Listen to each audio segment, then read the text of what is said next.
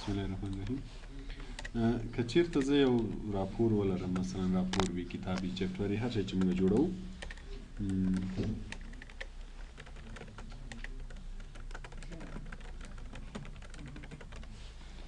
یو څه خط ولیکو،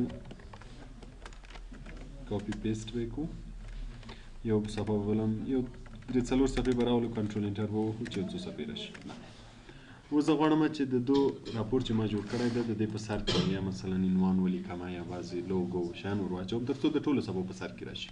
نو موږ تاسې له هیډر فوټر نه استفاده کوو. هیډر فوټر له انسرټ منیو نه هم راوستی شوی چې هیډر کلیک کوو یا فوټر کلیک کوو، وینې دلته اقسام چې کوم یې غواړو چې خط دې طرف کې ولیکل شي، دې ځایو کې ولیکل شي، دا وینې ټول ډیزاین نه وکړه دونه استفاده کول. او راسم که ډبل کلیک وکړو هم به کولی شو چې هیډر فوټر راشي. بیا هم په هیډر فوټر کې هیډر فوټر پیج نمبر دا اپشن نه ویلي چې که چېرته غواړو نمبر ورکړو، که چېرته په هیډر کې غواړو ټاپ اپ پیج کلیک کوو، که فوټر کې غواړو بیا بوټم اپ پیج کلیک کوو، که پیج مارجن کلیک کوو د صفحې په مارجنز کې به راځي. مثلا که دا کلیک کوم نو دې مارجنز دې ځای کې به راشي. نو دا پرونه یې درس نن ورځ نوي درس ته کله چې زه په هیډر فوټر کې مثلا یا مې عنوان لیکلی وي یا لوګو وي هر څه وي، که زه غواړم چې ډیټ اینډ ټایم هم ورسره اضافه کړم نو بیا موږ تاسې له ډیټ اینډ ټایم نه استفاده کوو. مثلا یا په هیډر کې یا فوټر کې زه غواړم تاریخ ولیکل شي، دلته مې کرسر کېښود، له ډیټ اینډ ټایم کلیک کوئ، دلته مختلف فارمټس راځي، له هر یو نه چې ته غواړې استفاده وکړې همغه یو کلیک وکړې. مثلا اوس دې کې ګوره د اولې میاشتې 13 تاریخ 2018. که صرف دغسې تاریخ غواړې چې داسې ساده لیکلی وي دا کلیک. مثلا که زه داسې غواړم چې د ورځې نوم لیکلی وي، د میاشتې نوم لیکلی وي، دا کلیک. دا ټول فارمټس دي، هر یو چې کلیک یې اوکې کې چې هر چېرته کرسر وي همالته به تاریخ لیکل او نورو څپو کې به بیا تکراري کې ځکه چې په فوټر کې ده. بل ډاکومنټ انفو، که غواړئ چې ډاکومنټ معلومات ور واچوئ، ډاکومنټ انفو موږ تاسې په فایل منیو کې دلته انفو ویلې وه چې کله موږ تاسې یو کتاب یا چپټر لیکلی وي دغه ځای کې موږ معلومات لیکو. مثلا اتور یې څوک ده، چا چې دا کتاب لیکلی وي د هغه نوم، سایز یې څومره ده او څو صفحې دي، دغه ټول معلومات موږ تاسې دلته لیکل چې شوال کلیک وګورو دا معلومات هم دلته لیکل. دغه معلومات که چېرته ته غواړې چې په هیډر فوټر کې ترې استفاده وکړې، که چېرې موږ تاسې لیکلی وي په هغه صورت کې بیا ډاکومنټ انفو کلیک کوو. مثلا اتور، د دې کتاب اتور څوک ده، که چېرې موږ تاسې هلته نوم لیکلی وي نو دلته بیا لیکل ضرورت نشته، فقط دا کلیک کوو دلته خپله راځي. او کم نه وي لیکلی نو بیا مجبور یې خپله به بیا دلته لیکو چې مثلا زه چې فاروق ده، خو که هلته هم لیکلی وي هلته به ښه وي. نو دا ډاکومنټ انفو شو. که کله غواړئ چې ډاکومنټ انفو ور واچئ، اتور، د فایل نیم، دا فایل د په کوم نوم سیف کړی، تر اوسه سیو هم نه ده، که چېرته فایل نوم کلیک کړو نو دغه ډاکومنټ 1 چې دا کوم نوم یې ده دا به راشي، هر چېرته چې م کرسر یې کوي. مثلا دلته مې کرسر یې کوي نو که چېرته ډاکومنټ فایل نیم کلیک کوم دا به راشي. فایل پات، فایل د چېرته سیو کړی، که غواړئ چې دا مکمل لوکیشن راشي نو بیا فایل پات کلیک کوئ. تر اوسه هم سیو کړی نه ده نو ځکه د فایل نوم لیکل کېږي. که چېرې هم فایل سیو کړو نو چې چېرته سیو وي هغه معلومات به دلته راځي. ډاکومنټ ټایټل، عنوان یې څه شی ده که غواړئ چې هغه راشي. دلته د بعضې نورې پراپرټیز دي، که غواړئ چې له دونه راولئ کوم چې موږ دلته لیکلي وي، دلته هر یو چې غواړئ چې هر چېرته د کرسر ایښی وي له دونه یې کلیک کوئ هماغه شی به راځي. بل د کویک پارټس، کویک پارټس موږ تاسې په انسرټ منیو کې دغه ځای کې کویک پارټس لرو چې کله هم دلته وویلې دلته به خپله پرې پوه شئ چې بعضې شیان که غواړئ چې ور اضافه یې کوئ نو له کویک پارټس نه یې هم کولی شئ چې دلته موږ تاسې کویک پارټس کې اټو ټیکس، ډاکومنټ پراپرټیز. ډاکومنټ پراپرټیز دا اوس چې مو ویلې هماغه دي، که له هغو نه اضافه کوئ، که چېرې هم لیکلي له دې ځای نه اضافه کولی شئ. فقط دې کې اټو ټیکسټ فیلډ او بلډینګ بلاکس ارګنایزرز دي چې له هیډر فوټر نه وروسته په دې ځای کې وایو، که غواړئ دلته ور اضافه کړئ نو بیا هیډر فوټر ته هم ور اضافه کولی شئ. بل د پکچر، که غواړئ چې عکس ور اضافه کړئ، عکس نه زیاتر موږ هیډر کې لوګو د یو ادارې مثلا یو راپور دې جوړ کړی غواړم دلته یو لوګو ور اضافه کړم، لوګو زیاتر عکس فارمټ کې وي نو بیا پکچر کلیک کوئ. اوس فعلا به زه دغو عکسونه یو واخلم، ګوره کلیک یې کړه عکس به راشي، لږ به یې بوډ کړم، نه دا داسې فکر وکړه چې لوګو ده نو ګوره د صفحې په ټولو سر کې به موجوده وي. نو که کله غواړئ چې عکس ور واچئ نو بیا به پکچر نه استفاده کوئ. بل آنلاین پکچر، که چېرته غواړئ چې له انټرنیټ نه کوم عکس واخلئ، دا په هغه صورت کې چې په کمپیوټر کې انټرنیټ وصل وي نو بیا به آنلاین کلیک کوئ. اوس چون آنلاین نشته چې کله زه دا کلیک کوم نو ماته به مسج راکوي چې یو نیډ انټرنیټ کنیکشن ټو انسرټ آنلاین پکچر. د دې لپاره چې ته له انټرنیټ نه عکس واخلئ څه شی باید ولرئ؟ انټرنیټ کنیکشن باید ولرئ. نو که چېرته دې په کمپیوټر کې انټرنیټ وي نو بیا ته کولی شې ټرای اګین کلیک کړې چې یعنې انټرنیټ خو شته ته پسې وګوره که نه نو ټرای اګین. او که نه وي ورک آفلاین مطلب چې له کمپیوټر نه یې راته واخله نو بېرته به وینې براوز راځي چې هر عکس کلیک کړم هماغه عکس به راځي. نو کوم کله له انټرنیټ نه عکس اخیسته آنلاین پکچر. بل د ګو ټو هیډر اینډ ګو ټو فوټر. ګو ټو مطلب چې لاړ شه. اوس موږ تاسې کرسر په هیډر کې ده نو ځکه دا آپشن کار نه کوي چې تیار په هیډر کې یو. نو که غواړئ چې له هیډر نه فوټر ته لاړ شئ نو بیا به ګو ټو فوټر کلیک کوئ. کرسر به راسن فوټر ته راځي. اوس ګوره فوټر کار نه کوي، هیډر کار کوي ځکه چې اوس په فوټر کې هم کرسر ده. نو که چېرې ګو ټو هیډر کلیک کړئ کرسر به هیډر ته راځي. دا د هیډر او فوټر لپاره دی. کله غواړئ چې کرسر هیډر ته لاړ شي هم تلای شي او راسن له دې ځای نه موږ تاسې سکرول کولی هم شو، خو دغه یې اسانه لار ده چې کلیک کړو. بل موږ تاسو سره پریویس، نیکسټ او لینک ټو پریویس دی. دا درې دې ته سیکشن ویل کېږي. سیکشن موږ تاسې په لیاوټ منیو کې وایو. کله چې لیاوټ منیو کې ویلې دته بیا راځو چې دا سیکشن هم وایو. بل موږ تاسو سره ډیفرنٹ فرست پیج. که چېرته ته غواړې چې د اولې صفحې هیډر له دا نورو صفحو سره مختلف وي، مثلا زه په دغه ځای کې چې کوم هیډر غواړم دا په ټولو صفحو کې نه غواړم. اوس ګوره ما دا ډیلیټ کو نو ټولو صفحو کې ډیلیټ شو. بیرته بیان وکړم زه غواړم چې دغه هیډر په ټولو صفحو کې وي خو د اولې صفحې دې مختلف وي. نو په هغه صورت کې به موږ دا یو کلیک کوو. ګوره چې دا څنګه کلیک کو اوس دلته موږ سره دلته لیبل کې څه شی لیکل شوي دی؟ هیډر لیکل شوی. که چېرته زه دا ټیک مارک کړم نو دلته به بیا فرست پیج هیډر ولیکل شي او لاندې صفحې باندې به بیا هیډر لیکلی وي. دې ته همیشه متوجه اوسئ. موږ تاسې چې په هیډر کې کوم شی ولیکو هغه به په هره صفحه راځي. نو اوس ګوره دا هیډر ده او دا شی پکې لیکلی نو دا به په هره صفحه وي. او دا بل سره اوس صرف څه شی لیکل شوی؟ فرست پیج هیډر. دا صرف د اولې صفحې لپاره ده. او که لاندې راشو فوټر سره به بیا فرست پیج فوټر لیکلی وي. دا صرف د اول پیج لپاره ده. مثلا که غواړئ چې د اول پیج د مختلف وي نو دلته که زه هر شی ولیکم، مثلا ما د کتاب نوم لیکلی ده چې مایکروسافټ ورډ نوټ ده یا سافټ ورډ 2016 په فوټر کې چې ما شی ولیکم نو دا به صرف د اولې صفحې لپاره وي. دویمه صفحه کې چې دا هیډر کې موږ کوم شی ورکړي و دا به بیا په ټولو کې موجود وي. نو که کله مو غوښتل چې اوله صفحه مختلفه شي نو بیا به ډیفرنٹ فرست پیج ټیک مارک کوئ. که بیرته ایسته کو بیرته ختمېږي. بل د ډیفرنٹ اوډ اینډ ایون پیجز. اوډ او ایون پیجز موږ تاسې پرنټ کې ویلي وو چې تا خو جفت ته وایي.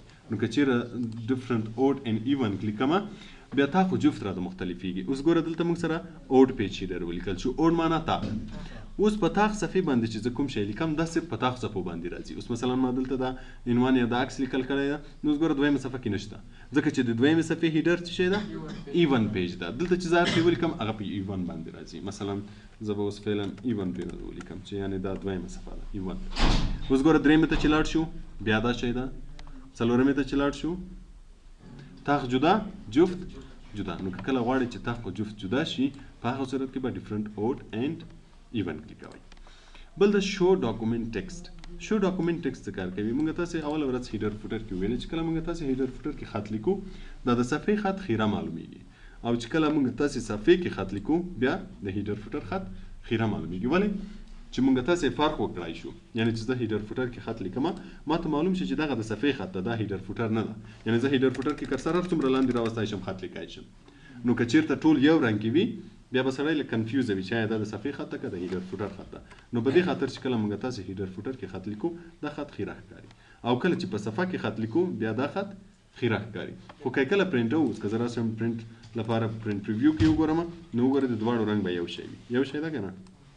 وینئ صرف د دې په خاطر چې موږ تاسو ته دلته فرق وشي دا خیره ښکاري.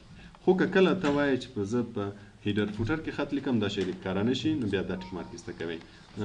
دلته لږ مشکل هم لږ شی لري چې یو نوی صفحه واخلو دا صفحه لږ مشکل لري. دلته به لږ ډیټیل ولیکو. دا اوس ګوره هیډر فوټر ده. نو که چېرې دا ټیک مارک ایسته کوو د صفحې خط به بیا نه ښکاري او که یې کلیک کوو بیا ښکاري. دا صرف د دې لپاره چې مثلا زه هیډر فوټر کې خط لیکم ما ته د صفحې خط ښکاره کېږي نه نو دا ایسته کړه. خو چې هیډر فوټر کلوز کې بیرته دواړه ښکاري. صرف د دې په خاطر چې کله زه دلته خط لیکم دا دې نه ښکاره کېږي نو دا ټیک مارک ایسته کولی شي. اوکې کلیک یې بیرته به ښکاري.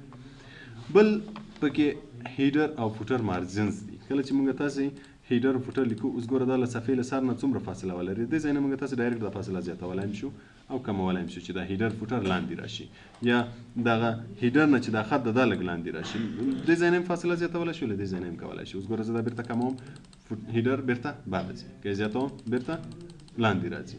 دغسې فوټر هم کولی شي. اوس مثلا دا فوټر د خط یې ګوره دومره جګ ده د صفحې له کونج نه لاندې ځای نه که چېرته زه دا زیاتوم نو خط به جګ راځي او که یې کموم بیا دا راسن له دغه ځایونه هم کولی شو چې له دې ځای نه ګوره جګ کړې وینې دا هغه به بیا خپله زیاتېږي دا عدد اوس به وګورې دا عدد به ګوره خپله زیات شوی وي 1.4 که چېرته دا کم کمه نو هغه به بیا خپله کم شي اوس که زه بېرته راشم هیډر ته ګوره خپله به کم شوی وي له دې ځای نه هم هیډر فوټر کولی شو چې چینج یې کړو که غواړې چې دا فاصله زیاته کړې که غواړې کمه کړې نو له دې ځای نه هم کولی شو چې هیډر فوټر فاصله وتعیین کړو او له هغه ځای نه هم کولی شو مونږ تاسې د صفحې مارجنز هم راسن له دې ځای نه کولی شو اوس ګوره دلته مې کرسر ایښی ده دغه علامه د مارجنز ده له دې ځای نه د دې ځای له دې ځای نه ته دې ځای مارجنز له دې ځای نه ته دې ځای مارجنز دا مارجنز او لاندې دا مارجن نو اوس ګوره مونږ تاسې مارجنز راسن له دې ځای نه هم زیات کم کولی شو چې زه مارجن زیات کم مارجن کم خو په هغه صورت کې چې خطکش کاروي که چېرې خطکش نه ښکارېده بیا دا کار نه کېږي خطکش به مونږ تاسې له کوم ځای نه کار کوو ویو منیو کې چې بیا وروسته ورسېږو خو فعلا د ضرورت په اساس باندې ځکه درته ښیم چې باید رولر درته معلوم وي نو که چېرته غواړې چې هیډر فوټر مارجنز انتخاب کړې له دې ځای نه انتخابولی شي او بل د پکې کلوز کله چې کار وکړو کلوز یې کړه هیډر فوټر کلوزېږي یا راسن له هیډر فوټر نه بیرون ډبل کلیک وکړه هم هیډر فوټر کلوزېږي په هیډر فوټر ډبل کلیک وکړه بېرته هیډر فوټر ته ځي دې شي ته هیډر ان فوټر وایي دا شو په انزرټ منیو کې هیډر فوټر او پیج نمبر چې موږ تاسې هیډر فوټر کې ویل بعد له هیډر فوټر نه وروسته موږ تاسې ټیکسټ باکس لرو موږ تاسې اول منیو ویلې چې د منیو نوم انسرټ ده انسرټ مطلب ور اچول نو که غواړې چې یو ټیکسټ باکس ور واچوې د خط لپاره یو باکس ور اچوې نو بیا به له دې نه استفاده کوې ټیکسټ باکس موږ زیاتره هغه وخت استفاده کوو چې بعضو ځایو کې ته غواړې چې خط ولیکې او خط نشي لیکلی مثلا زه غواړم چې دغه کونج کې داسې یو وړکی نوټ ولیکم نو دغه کونج ته به زه کرسر څنګه راولم یا مثلا بعضې وخت د یو شکل په سر باندې ته عکس لیکې بعضې وخت د یو چارټ په سر باندې خط لیکې نو داسې صورتو کې چې هلته خط لیکل لږ جنجالي وي نو موږ تاسې له ټیکسټ باکس نه استفاده کولی شو دلته موږ تاسې تیار جوړ شوي ټیکسټ باکسونه هم لرو که غواړې چې له دونه استفاده وکړې هم یې کولی شې خو که یې خپله رسموې بیا ډرا ټیکسټ باکس کلیک یې کړه ګوره هغه د پوینټر چې ده د جمع علامې ته چینجېږي چې اوس غواړې رسم یې کړې مثلا زه اوس دغه کونج کې یو ټیکسټ باکس جوړوم جوړ یې کړه د خط پکې ولیکه چې هر شی پرې کړې مثلا دا مې ولیکو بیا موږ تاسې فارمټ ویلی و د شکلو لپاره د ټیکسټ باکس هم هماغه فارمټ دی مثلا که غواړې چې منځ ته یې رنګ ورکړې منځ ته یې رنګ ورکولی شي که غواړې چې آوټلاین ته یې رنګ ورکړې آوټلاین ته او که غواړې چې آوټلاین بیخي ختم شي نو بیا نو آوټلاین تر څو هېڅ ښکاره نه شي خو چې کله یې کلیک کوو باکس به موجود وي او کولی شو چې په اساني سره یې له یو ځای نه بل ځای ته چې هر چېرته وغواړو هلته انتقال کړی شو ګوره نو که کله غواړئ چې یو ټیکسټ باکس ولرئ تر څو خط په اساني سره پکښې ولیکلی شئ په هغه صورت کې د ټیکسټ باکس نه استفاده کوئ بل د کویک پارټس لکه مخکې چې ما درته ویلې چې موږ تاسې کویک پارټس لرو کویک پارټس څه مطلب کویک معنا تیز بعضې وختونه چې زه بعضې جملې لیکم زما مثلا زه چې یو راپور لیکم د ادارې په هکله یا کلنی راپور دغه نوم زما ډېر په کارېږي مثلا بریا انسټیټیوټ اف انفارمیشن ټیکنالوجي دا زما زیات په کارېږي نو که هر وار زه لیکم ما ته به جنجالي وي چې هر وار زه لیکم هر ځای کې چې مې په کارېږي لیکم هر ځای چې مې په کارېږي لیکم مثلا نن مې په کارېږي سبا مې په کارېږي هره ورځ مې په کارېږي نو چې لیکم ما ته به جنجالي وي نو د دې لپاره زه څه کوم دا شی انتخابوم او دلته کویک پارټس کې اډ کوم کویک پارټس کې موږ تاسو سره سیف سلیکشن ټو کویک پارټ ګیلري سلیکټ به کوي او دا شی به کلیک کله چې دا کلیک کوي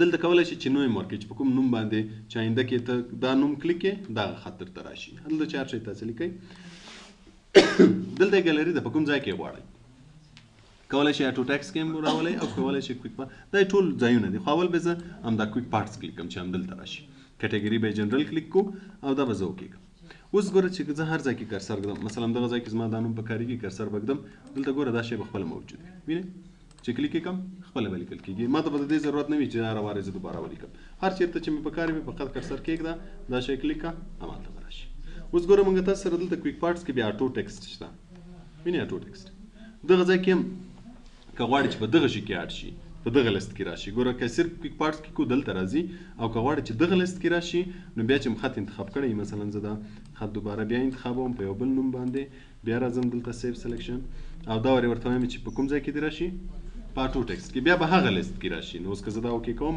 بیا چې مې هر چېرته کرسر ایښی وي نو بیا چې دلته وګورم دلته به هم موجود وي وینئ نو که غواړې چې په هغه ځای کې شي په دې اول کې نو کویک پارټس به انتخابوئ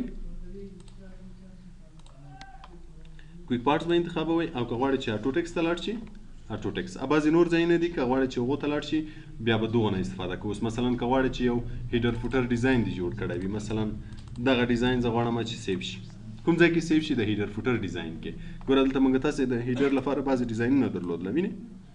که زه غواړم چې دغه شی هم دلته د ډیزاین باندې سیو شي، چې آینده کې مې په کارېده راسن له دې ځای نه یې کلیک کوم راځي به راته، یعنې ما ته بار بار ضرورت نه وي چې زه لوګو ور واچوم، خط ور واچوم که نه، نو راسن به یې سیو کړم. نو بیا به یې سلیکټ کړو، دلته به کویک پارټس کې سیو سلیکشن، ګوره موږ تاسې هیډر فوټر کې کویک پارټس درلوده که نه، دلته به سیو سلیکشن کلیک کړم.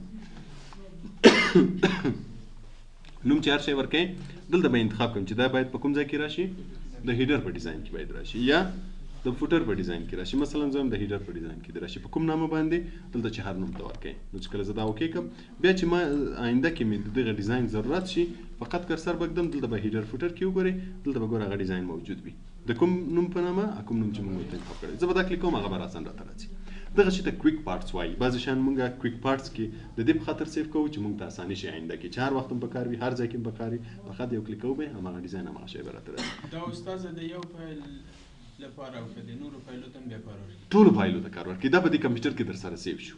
دې کمپیوټر کې چې ته هر وخت راپور هر شی چې جوړی، چې هر وخت په کار په خط کلیک کې کام دا شی به راځي. په همدې خاطر دې ته کویک پارټس وایي، چې بعضې شیان موږ کویک پارټس کې سیو کوو چې آینده کې هم په کارېدو نو هماغه وخت. که چېرته آیندې د کار ور نه کړي، صرف مې د یو دقیقې لپاره په کار وي، خو زه یو دقیقه کې به یې زه جوړ کړم، نو ولې له هغه ځای نه زه یو وارې جوړوم بیا یې سیو کوم که نه. نو دا د دې لپاره دی چې همیشه موږ سره سیو وي، چې هر وخت هم په کارېده. دا تر څو موږ د وینډوز انسټالیشن کوو یا افیس ریموو کوو، بیرته انسټالوو، په هغه صورتو کې له منځه ځي، نور موجود وي چې هر وخت هم په کار وي راوستلی شو. نو که غواړئ چې کوم شی په کویک پارټس کې اډ کړئ، فقط سلیکټ یې کړئ، دلته راشئ سیو سلیکشن ټو کویک پارټس. دا ګوره هیډر فوټر کې ده او خپله انسرټ منیو کې هم وینئ شته. که غواړئ چې یو شی سلیکټ کړئ، انسرټ منیو کې کویک پارټس ته به راځئ، سیو سلیکشن ټو کویک پارټس، بیا به له دې ځای نه ګیلري انتخابوي چې باید چیرته راشي. لکه مخکې چې موږ تاسې هیډر انتخاب کړو، نو د هیډر په ډیزاین کې راغی. که فوټر کلیک کړو، د فوټر په ډیزاین کې راځي. که آټو ټیکس کلیک کړو، آټو ټیکس کې راځي. دغه بعضې نور ځایونه دي، که غواړئ چې هغو ځای کې راشي، شاید مخته یې وروسته ووایو هم کیدی. مثلا که غواړئ چې پیج نمبر کې سیو شي، اوس مثلا دلته یو نمبر جوړ کړی وي، یو ډیزاین دې جوړ کړی، غواړئ پیج نمبرو کې سیو شي، بیا به دا یو نه استفاده کوئ. ټیبلو کې سیو شي، د ټیبلو ډیزاین نه موږ تاسې وویلې که نه. نو که یو ټیبل د ډیزاین جوړ کړی غواړئ چې سیو یې کړي، نو چې هر وخت په کارېده له دې ځای نه به یې راولئ. دغه شي ته کویک پارټس وایي. کویک پارټس پوه شوې په دې باندې؟ سوال شته؟ له هغه نه وروسته موږ تاسې ورډ آرټ لرو. ورډ آرټ چې ده د خط د ډیزاین لپاره ده. که غواړئ چې یو خط ښایسته ډیزاین کې ولیکئ، نو بیا به ورډ آرټ کلیک کوئ. کلیک یې کړه، ګوره دلته موږ تاسې مختلف ډیزاینونه لرو. مثلا زه دې ډیزاین کې غواړم، کلیک یې کړه، ګوره دلته به راشي یور ټکسټ هیر. هر ټکسټ چې لیکې په دې کې ولیکه، نو دا خط به په هماغه ډیزاین کې راځي. ګوره دا هم بیا زه کولی شم په اساني سره د یو ځای نه بل ځای ته انتقال کړم، هر چېرته چې غواړم همالته به یې راوستی شم.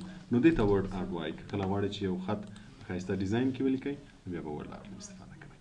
بعد له هغه ډراپ کیپ ده، دا به پرېږدو سبا ته. په دغه پوه شوئ؟ سوال نه لرئ؟